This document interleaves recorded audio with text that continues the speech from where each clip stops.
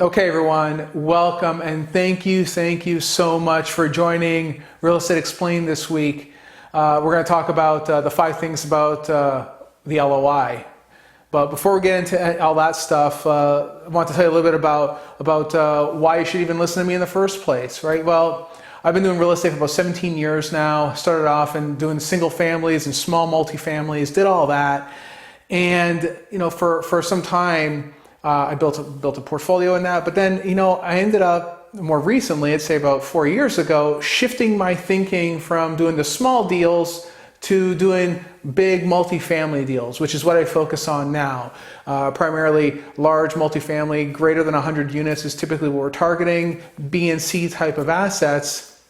But now we're also getting into redevelopment and development plays, triple net leasing, all these other assets as well. So all these things have a common trait, the letter of intent, right? And you really have to become very, very, very good at creating these sort of documents, right? It's in order for you to win the deals that you need to win, you're going to need to become very good at creating these letters of intent, right? So the thing is that when it comes to the LOI, you got to realize that there's a shortage of product out there. I think everyone will agree that these days you can't exactly just go and find a great deal on your first shot. It takes effort to find those deals, right? So really, what it comes down to is writing your intent in a way that's going to attract people's attention and want to do the deal with you, right?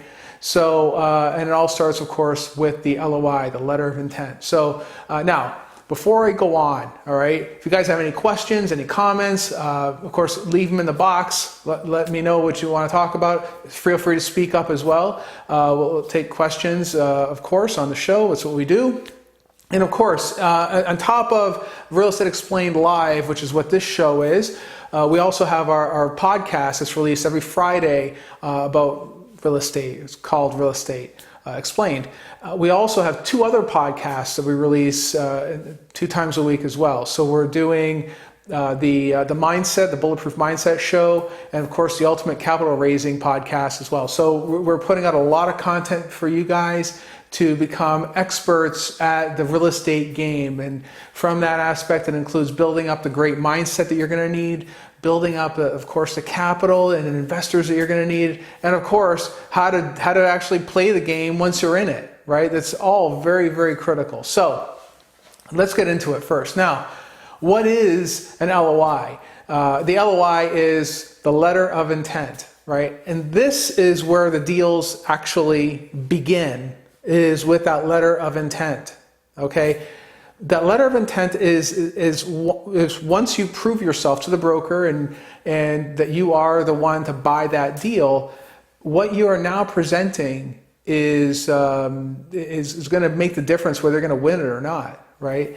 And there's been tons of times where I will receive an LOI from somebody and it looks absolutely terrible. I've received handwritten LOIs, which you never take seriously. I've seen all kinds of things like that. So we're going to cover the 5 things that you need to know about the LOI before you put it out there. And the first one is something that I touched on already. And that first one is presentation. Okay, the first one is presentation. And what do I mean by that? It's so easy. So easy to just type it up in Word, type something up in Word, a nice Word document that explains how you plan on proceeding with the deal, okay? And it's funny that, like I said a second ago, I've received letters of intent from people. I've wrote it out in just basic ink and paper. I'm sure it's very quaint, but when you read something like that, it doesn't sound like they're real investors, okay? I've received LOIs from deals that we're selling that were done with Comic Sans font. Again, nothing wrong with Comic Sans. It's a great font, but again, it's very hard to take seriously. The best advice that I can give anybody right now is to write the LOI as if it were like a short form contract. The more it looks like a real, genuine, honest to goodness document that looks like it's put together by someone that knows what the game is, then you're gonna have a higher chance of winning that deal. Because you have to keep in mind, okay, if you're slapping down an LOI on a property, if it's worth anything, you're going to be competing against other people. Okay, there's going to be other people vying for that same property. If no one else is in line to grab that property and you're the only one, then you ought to be a little concerned about it. Maybe it's a bad deal, right? I mean, you want to know that there's other people in the game, right? You want to know that there's other people that want that property. And if that is indeed the case, your LOI is your chance of shining, right? It's your opportunity to really demonstrate that you know what you're talking about, and you do that by putting it in your LOI, that letter of intent, okay? And it goes into presentation, right? Now, if you don't know how to prepare, if you're not really good with Word, and I'm not really good with writing, and I don't know how to put this stuff together, you know what? Ask your attorney to put it together. Your attorney has, I'm sure that they have the wherewithal to actually draft a nice LOI without the legal speak, make it sound as plain English as possible, that's easy to follow, easy to read, and it sounds like it flows, right? And we're going to cover some of the things that it needs to include. So presentation, absolutely key. Make sure that the presentation looks really good and on point. So what's the second thing? Well, the second thing is the money, right? Of course. How much money are you going to pay for this thing, right? And that whatever you do, that second thing, the money needs to be grounded in reality, okay? And now when I'm talking about money, I'm talking about of course the purchase price and the earnest money, right? Anything related to the money itself. Now, let's say for instance you're going to be bidding on a property. Let's say it's $500,000. We'll keep it easy, okay? If you're doing a $500,000 deal, of course, if that is the real value of the asset, bid accordingly. If you think you're going to be like 40% below the asking price, I wouldn't even bother. You're just going to upset people. You want to be within 20%. So you want to be you want to be 15-20% of asking. If you don't think it's going to work out at that rate, I generally don't put lowball offers out there. If you do, you're risking people not taking you seriously, and that's a whole bigger issue, so that you don't want to really get yourself into. But also the earnest money. There's times when I receive an offer on a deal, and $500,000 deal or even a $3 million deal, they try to offer earnest money of $3,000. I'm like, okay. Seriously, or not seriously, they don't really, you can't take them seriously is what it is, right? If the earnest money is too low, people won't take you seriously. And you want to typically be, the rule of thumb is like 1%, right, is where you want to be. But you know what, if you come in strong, if there's something that you really want, if there's a deal that you really want, put down the earnest money. Put it down. It's okay. I mean, listen, you're going to do the due diligence period, which we're going to talk about here in a second. If you don't like the deal, after you do due diligence and you discover that there's all kinds of things wrong with it, then great, you get your money back anyway, right? It's not a big deal if you structure your LOI and your purchase agreement properly. But it shows that you are going into this deal with intent. And again, you're competing against other people that, conceivably anyway, that are putting down earnest money. And the last thing you want to do is go in weak with your $2,000 earnest money because you just don't know, versus this other guy who's going to put down $20,000 of earnest money or $30,000 of earnest money on a deal, right? They're going in strong. They're showing that they're serious about taking this deal down. And that's what you want to do, right? You want to show that you are serious. And again, the protections that you have, of course, is that, remember, it's sitting with a title company, right? It's sitting with a title company, so you don't have to worry about the money just leaving the account or whatever unless you release it. But you have due diligence period too. You have your due diligence. And while you're in due diligence, you can inspect the property, get to know the property, make sure that it has everything that's been represented to you before the money goes hard, which means that the money becomes non-refundable, okay?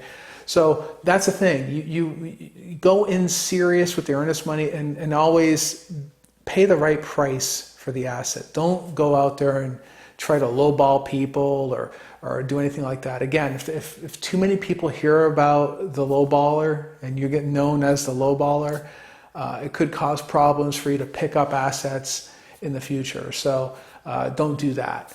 I would not recommend it. And that, of course, comes in doing the right underwriting. You have to know what you are buying. But again, that's for a whole other show. But make sure your price and your earnest money are on point. Third, closing. Now, what you want to do is typically people will go, like, when it comes to closing, a 30-day due diligence, 30-day to close. That is typical, right? Before all this pandemic stuff anyway, that was the going rate for a normal scenario, right? These days, I'm finding anyway that due diligence might take 30 days. You can probably go a little longer than that, maybe to 45 days, and time to close is probably another 45 days, depending on the lender, depending on the financing. Now, if you're new to the game, you may want to pad that. You may want to have like a 45 due diligence and 45 day to close, or 30-day due diligence, 45 day to close. Maybe even have an option to extend your due diligence period by a week or two, just in case you might need that extra due diligence period, right? And now in this time, as soon as you lock up that PSA, which we'll talk about here in a second, as soon as you lock that up, you're calling the lender and you're working on getting the financing started, right? You want to get that rolling as quickly as possible. You don't want to wait until right after due diligence and then start your discussion with the bank. You want to get them rolled in there as quickly as possible after you lock up the contract. That's super, super important. If it's a lender, again, a lender you never worked with, or you're fairly new to the game, you want to make sure that they have an opportunity, the bank has the opportunity to go through and do all their due diligence on you, the property, answer any questions they may have, kind of get acclimated with you, right? You want that. You want that. It's going to take a little extra time to do it. Because here's the thing, if there's a saying, time kills all deals, right? And to a seller, they want to know that the deal is going to close in the shortest amount of time. That's what they're looking for, the shortest amount of time, okay? And if it's taking too long to get the deal done, then they think that, it's going to drag on forever, and they will not want to do the deal with you, right? Again, it comes from a position of strength, right? If the next guy comes over and he's got a 30-day due diligence, 30-day to close, because he's already got the relationship with the lenders, it's already lined up, they're ready to go, he's already been pre-approved because they already know the individual, they know the property, for instance, maybe, and he's already got his inspectors lined up, he's already got his CPA lined up to review the numbers, he's got everything lined up, he can close quickly, he's got the leg up over you, right? And that's what you're trying to prevent. That's why you're trying to shorten that window as much as possible. So that's, again, all these things that we're going through, these 5 things, are all levers that you can pull to really help strengthen what you're putting out there, right? We're covering a lot of things really, really quickly. Before I go on, if you're looking for information on like how to raise money or how to talk to brokers, things like that, if you go to bulletproofcashflow.com, there's a little pop-up window will appear. If you put in your email address, I'll email you some free ebooks on how to do that. They're very quick reads, very straight to the point, and it has a lot of great information on how to talk to brokers, how to raise money, and it'll give you a very good starting point as to how to really, really begin in this business. All right, so definitely check that out. Okay, so D, or rather number 4, the financing. Okay, financing is super, super important. Now, on smaller deals, and I'm saying like less than $1 million, or I guess 1.3 million really is what it is. You're probably going to deal with a local lender, okay, and that's going to be your local bank. typically or credit union. All right, let's not exclude the credit unions. Credit unions these days, I find, are very, very aggressive in getting into the real estate game, the multifamily game. They're looking to really expand their portfolios. The thing is, though, is that keep in mind that the financing aspect, again, super important. Okay, you want to use leverage. You want to get the right leverage. That's the thing. You want to get the right leverage on the asset. There's been many times when, even on bigger assets, for whatever reason, someone had decided to align themselves with a lender that did not like a certain asset class, right? There's been lenders that I've heard of anyway, that they didn't like multifamily for whatever reason. This lender didn't like multifamily. They ended up going with, they actually like doing self-storage and industrial. And now, this is important because now if you present your LOI and you talk about your financing terms, whether you have you have a financing contingency, all right, meaning that if you don't get financing on the deal, you can walk away from the deal. Okay, things like that. Or sometimes they'll even ask you, who's going to finance this deal? Who's going to do it? Is it going to be Huntington or is it going to be Meridian? Who's it going to be, right? You want to make sure you have a good, strong lending relationship, number one. And number two, if you do put a financing contingency in there, and like I said, the financing contingency is when that you have the ability to walk away from the deal, get all your money back, your earnest money back, if you can't get the financing. If you put that in there, then it puts you in a weaker position against someone who does not have a financing contingency. I don't even have financing contingencies in my deals because I always close. I always close my deals, right? If you put my LOI up against someone else who has a financing contingency, I go in stronger than the other guy does. That's what I'm looking to win that deal. Remember, it's a very, very competitive situation. You want to be in a position that you can win the deal. But how do you know you're going to get the financing? And again, this comes down to making sure that you have a good, strong relationship with that lender, right? And this, of course, takes experience and time and working with the lenders, right? And then also, though, on the larger deals, like I started talking about a second ago, on a larger deal, you can use a broker, and that broker will take your property and you and shop it to a bunch of different lenders. There's a cost to that. It's typically 1%, so depending on the size of the deal, it's not cheap, right? It costs money. But the thing is that what they do is that they'll handle any issues that crop up with the financing. And that could be huge. What if, let's say for instance, everything's going and everything's rolling and you're working on getting your deal closed and you're 3 weeks away from closing. So the money's already hard, you're past due diligence, you're past the 30 days, and you're now in the financing contingency period, and you're 2 weeks from closing. And then that lender decides to pull the plug on you and walk away. Happens all the time, unfortunately, right? Only the bad lenders do that, all right? And there's plenty of them out there, okay? So what do? Well, if you have a broker involved, the broker will scramble to try to find another solution for you. It could be hard money, which of course nobody wants. It'll more than likely be hard money, but at least you get the deal done, all right? And again, in this game, in the multifamily game, it's all about demonstrating your ability to close and following through with that close.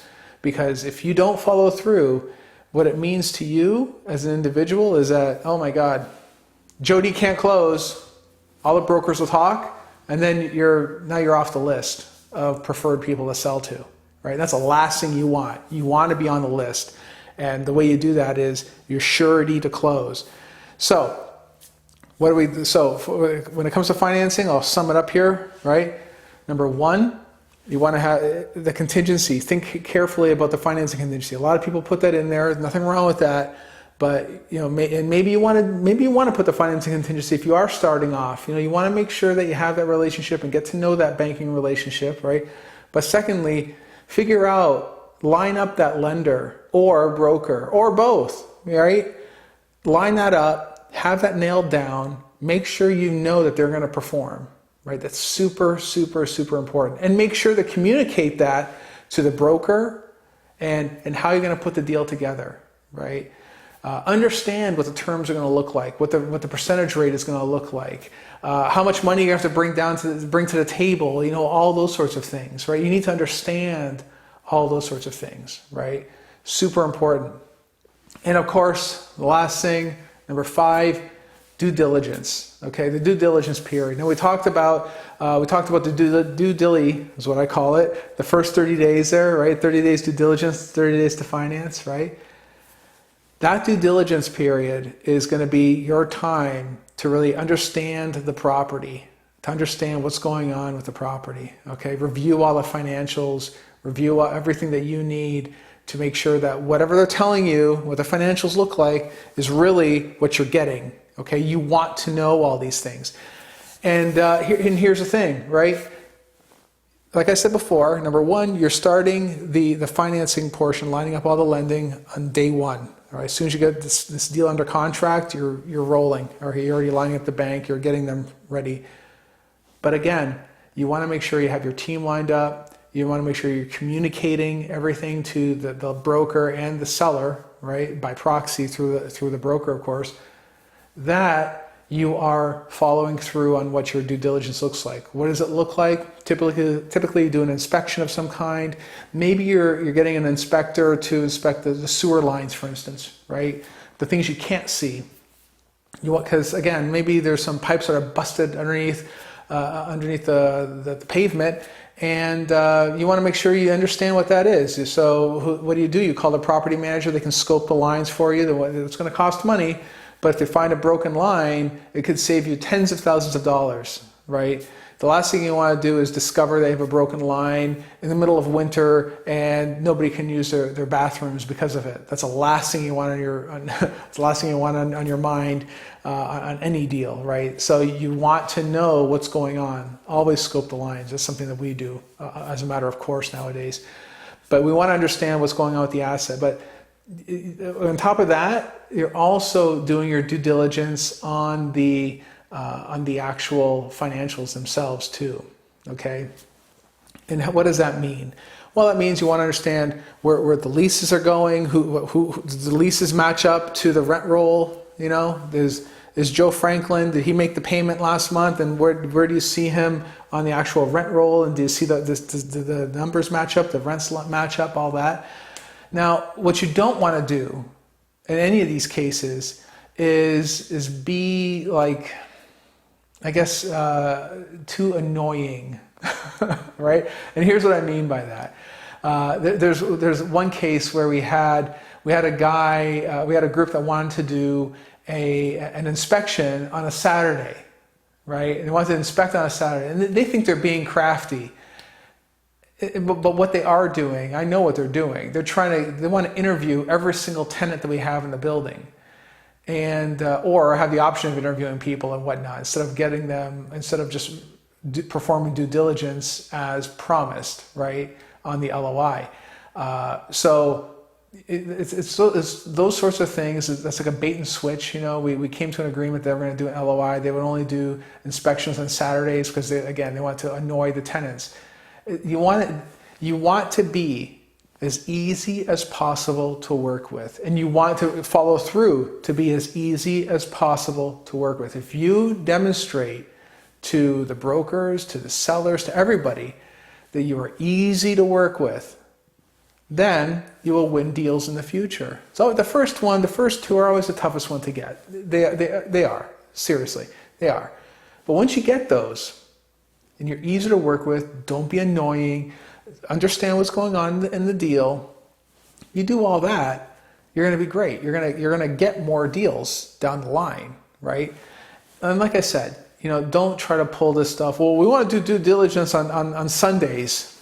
Like, who does due diligence on Sundays? Who brings an inspector out there and they're going to go out there and accompany them and start interviewing people? That's the last thing you ever want to do to somebody. You're buying the asset. Right, that's what you're doing, and you're performing your due diligence. You have 30 days to do it. Now, I touched on this a bit ago. After that due diligence period, that's when the money goes hard. All right, so let's say it's a 30-day due diligence. And again, after 30 days, your attorney should ask you, okay, we're going to acknowledge that due diligence period is now over, right? And you're going to say either yes or no. Now, if you say yes, then great, the money goes hard, and that money is not refundable. If you say no, that means that there's a problem with the purchase agreement. Now now you're heading into possible like killing the deal, right? So that's what due diligence is for. You want to understand what is going on in that deal, what is taking place in that property. You know, are the financials lining up? Do they line up? Does the income line up to what's going on at the bank? Right? Does it line up? Right? Are the water bills, the gas bills, everything else, is that lining up properly to what's coming out on expenses? Is property management actually doing a good job over there, like they say they are, right? Or is there an opportunity for you to come in and put in your own property management to do a far better job? These are all things that you have to do over that 30-day period. If it's going to be a 45-day period, like I mentioned a bit ago, fine, do a 45-day period. That's fine too, right? The thing is that when you're doing those sorts of things, right, you are verifying that, again, your due diligence is there, everything is where it needs to be, right? Now, once your LOI is written and it's accepted, this is where now it goes to PSA, the purchase and sale agreement. Okay, this is of course drafted by your attorney, and the attorney handles all that part of it. Now, when you do go to PSA, that is really where the negotiation actually begins, right? Because now you're like at that point, like I said, you're in due diligence, you're digging deep, you're trying to figure out where things are going. And if you discover issues, you discover problems, you're able to bring them to the surface and then of course talk to the broker about any type of credits or anything else like that. Just be very, very, very careful with this, okay? Because if you get known as a retrader, all right, and retrading means you come to a set price, you agree to a set price, and all of a sudden now you're changing it, right? I've had that happen before. You know, there's a deal that we were doing with this group. They said that they saw the property, everything was fine, and then we get it under contract. We signed the PSA. They come back 2 weeks later and they said, "Oh, you know what? The driveway is all messed up." The driveway was messed up before. We knew that. It's in the photos. Why is it a problem now? They're retraders. That's why. And the thing is, if you start retrading, if that becomes your way of doing things, the brokers will never, ever, ever send you a deal. Ever. Remember, you want to be easy to work with. You want to be easy to work with.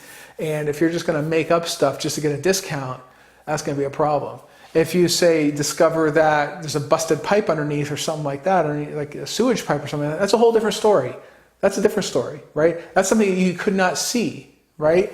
You're basing it off of your price that you agreed to is based off of what you see, right? I see the property. I see I see that there's a problem with the windows here. The windows are super old. I got to go in and replace those. The tenants aren't paying. I'm gonna have to evict all these 18 tenants and then put all new tenants in there. There's legal costs with that. I mean, all these different things based on reality, based on what you see, right?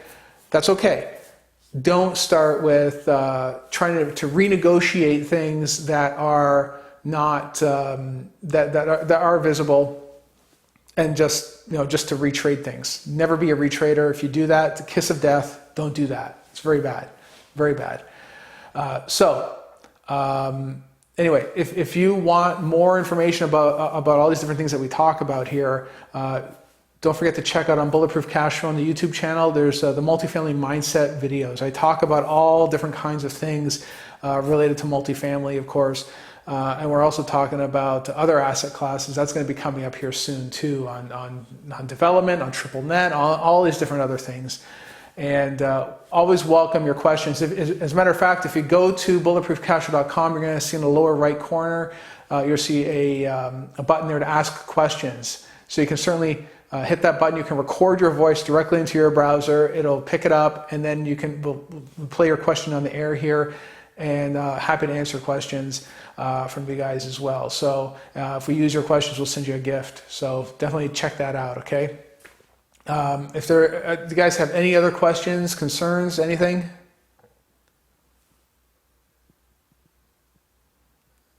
No? I don't see any. All right, very good, very good. All right, guys. Well, thank you very much for joining today. Greatly appreciate it. Don't forget to check out those free downloads as well on bulletproofcashflow.com. Got a lot of good information for you, and I'll see you here next Thursday for the Real Estate Explained live show. All right, take care, guys, and I'll talk to you soon. All right.